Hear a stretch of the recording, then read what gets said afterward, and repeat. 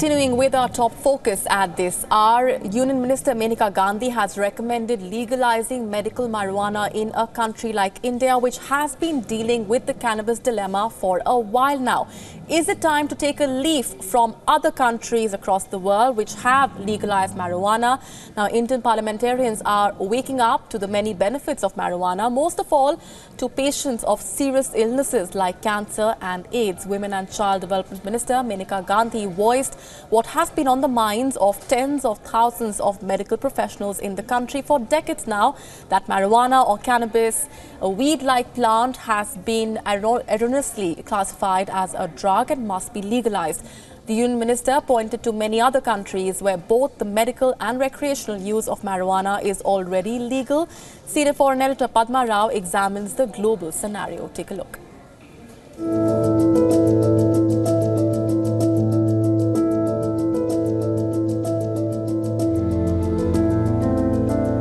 In India, it's known as ganja, charas. In Afghanistan and the Middle East as hashish. In the West, commonly as pot, or more lyrically, marijuana. Whatever its name, Cannabis sativa, a herbaceous plant first identified by that name in 1753, has been in use since times immemorial. It has been used as a source of fiber, oil, in food, for recreation, in religious rituals, and as a safe painkiller. William Shakespeare, the greatest playwright of all in the English language, smoked it. There were traces of cannabis on pipes found in Shakespeare's home in Stratford. Indeed, the bard coyly referred to a noted weed in one sonnet. Queen Victoria, the powerful English monarch, suffered from severe menstrual cramps. Her private physician, Sir Russell Reynolds, prescribed marijuana, and in an issue of one of the world's oldest medical journals, Lancet, he described the humble plant as one of the most valuable medicines we possess. A study in the New England Journal of Medicine in 2017 was conducted amongst 1,446 doctors in 72 countries, including the United States. Doctors in favor of marijuana for medical purposes, 76%. American doctors in favor of marijuana use more than 75%. Overseas doctors in favor of marijuana use 78%. Some major countries which permit the use of marijuana both for recreational as well as medicinal purposes: Australia, Canada, the Czech Republic, Germany, the Netherlands, Portugal, Spain, 20 states of the United States, and some major countries that ban marijuana: Indonesia, Japan, Malaysia, Norway, the United Arab Emirates, and Saudi Arabia. Padma Rao, WION. Let's break this down for our viewers. Joining us on the broadcast this evening is Sathagat Satpathy, member of the 16th Lok Sabha. He is a member of the Biju Janata Dal political party and the party's chief whip in the Lok Sabha. Good evening, sir. Thank you very much for speaking with us right here on WION. First up, where do you stand on the contentious cannabis dilemma in the country? I would like to clarify this right at the outset that I am not speaking on behalf of my political party, the Biju Janata Dal.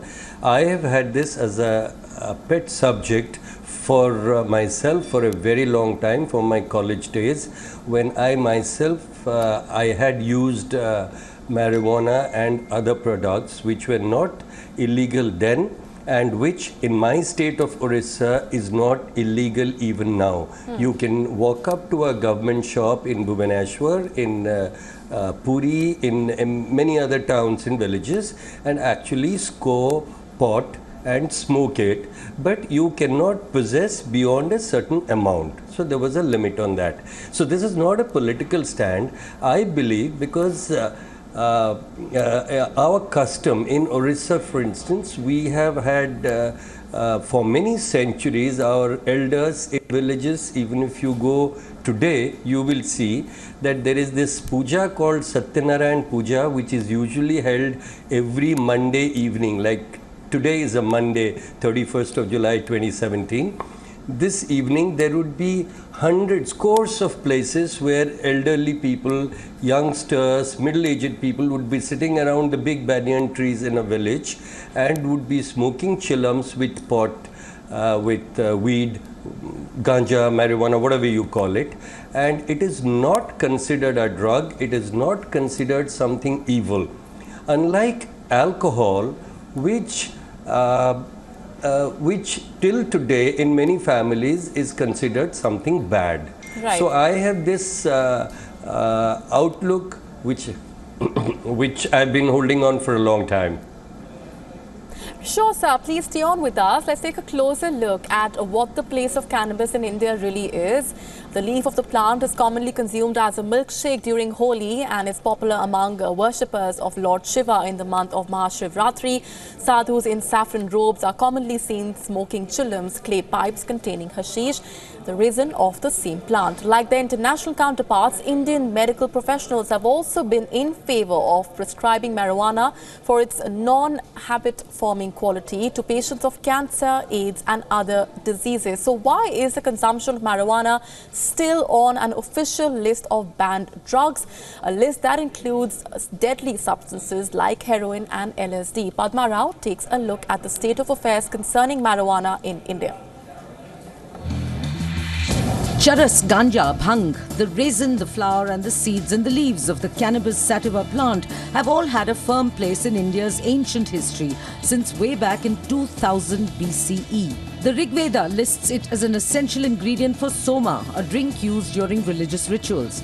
The Atharva Veda says that cannabis is one of 5 sacred plants that act against anxiety, and I quote, "The 5 kingdoms of plants," it writes, including hemp or cannabis, "let them free us of distress."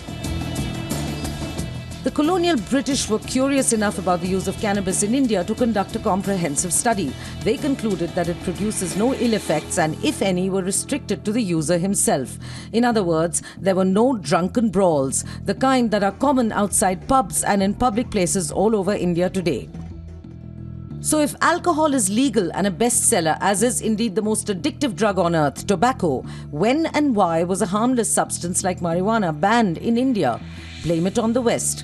It was an international treaty in 1961 that first clubbed cannabis with hard and deadly drugs like heroin and LSD. The Indian representatives then argued against this seeming intolerance to what is essentially an Indian custom. But given that India was a poor country with no say in international forums, New Delhi had to settle for a compromise and agree to limit its export of hemp, and to defining cannabis as only the leaves which are consumed in milk and omit the resin. In 1985, India passed its own Narcotics, Drugs and Psychotropic Substances Act, but as with many other near-defunct British laws, it retained the older definition. Since 2015, many efforts have been made both by Indian politicians and medical professionals to point to the absurdity of the law, and there has been a groundswell of support in the media too. In 2017, India's government seems determined to shake off much of the deadwood that weighs down judicial reform.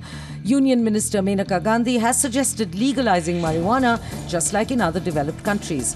Politicians are usually not the public's favourites in any country in the world, but Minister Gandhi and other legislative members before her may have just found themselves thousands of grateful fans, especially among those struggling to deal with the excruciating pain of debilitating diseases like AIDS and cancer.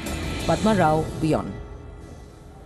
Going back to Mr. Satpathy for more on that, it's a dilemma that the country has found itself in for the longest time, where there have been many voices coming out in support. Now, in the latest, Union Minister Maneka Gandhi has voiced legalizing medical marijuana. Sir, do you feel that it's time that the country takes a leaf from the other countries and goes ahead with the implementation of that recommendation?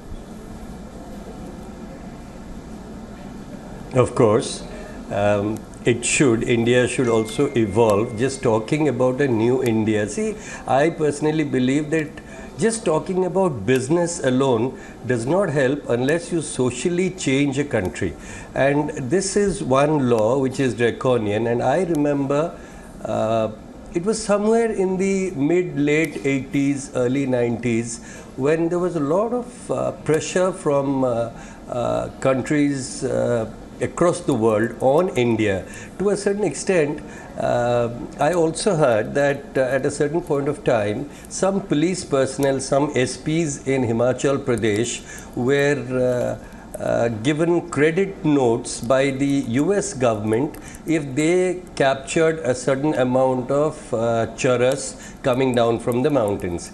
Now, my point is that that kind of a foreign intervention was never objected to. I support Mrs. Maneka Gandhi and her move now, recent. But I would like to say one thing. I had spoken about legalizing marijuana way back in 2015 in Parliament.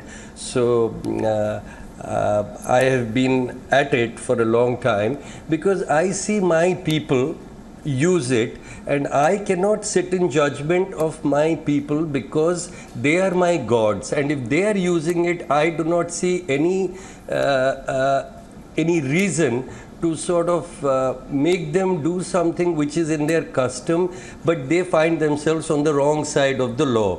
So I believe that sometimes you have to take certain actions, delete certain laws, so that your people, whatever customs they live by, do not accidentally break the law.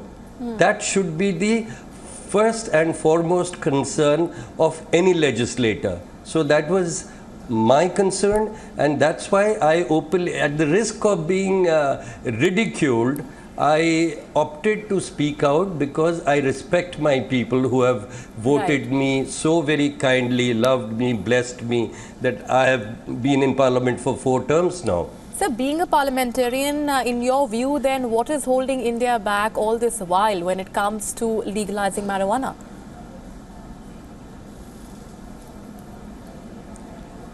See, we are a very bureaucratic country. Politicians actually cannot influence policies very much. Most of the ministers, I am not talking about just present ministers, past, present, I cannot talk about the future, but most ministers and people in government, the politicians who think they are in power, they actually don't go deep into anything.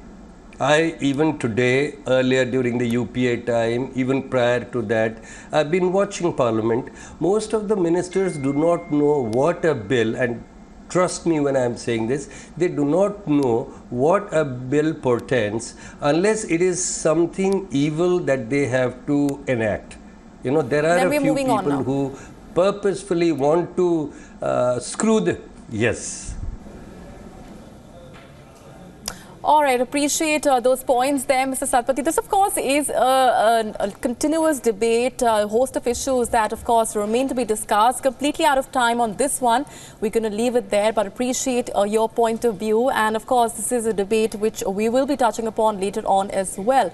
But with that, we're going to be taking a very short break. Coming up on the other side is our second point of discussion coming in from southern India. Stay with us.